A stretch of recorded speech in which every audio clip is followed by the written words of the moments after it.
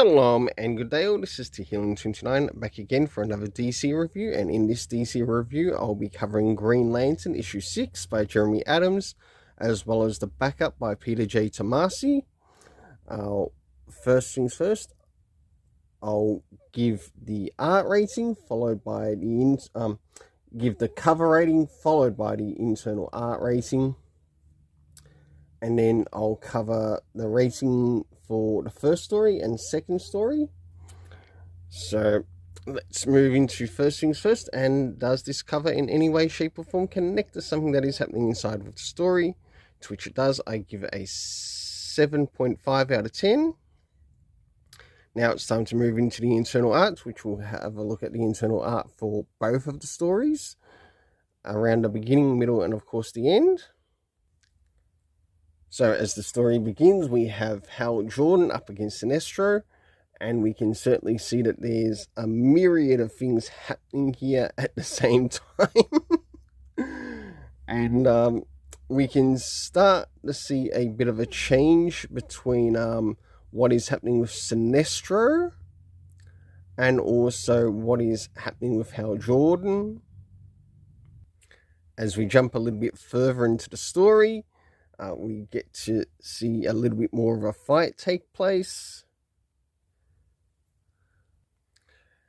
And moving into this pretty awesome lantern construct. And last but not least, towards the end, and that's for the first story, as we move directly into the second story, we begin to see what more is happening with Korg. Or that's the name that he is being called, Korg, by the person who took him in. And we get to see him finally, I guess, doing some mischievous deeds so he can get proof that Sinestro is his father.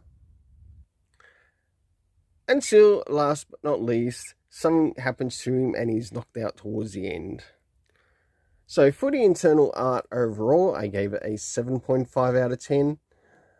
Next is the area of the story. Now, with the stories, none of them address the issue of time, but in the next part, both the stories did actually give us some indication of where they were location-wise. I know the first one is on Earth, but if I remember, Green Lantern is in Coastal City.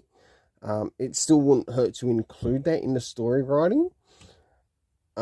Or at least the storytelling, even care of the editors, to show the audience where things are taking place. Next is Sector 2541, Planet Zila, which where Korg is. We got to see the hospital as well as the junkyard, to which we got to see Korg doing some of his mischievous things, and also to try to find out more evidence. Is he actually the son of Sinestro or not? The cast of characters between both stories, we had Batman, Superman, Kara, and Con. We had Hal Jordan, Sinestro, Kilowog, Razor, and last but not least, Korg. For the overall story writing for the first story, the main story, I gave a 7.5. But for the second story, I gave a 7.5 out of 10, that is. And for the second story, I gave a 7 out of 10.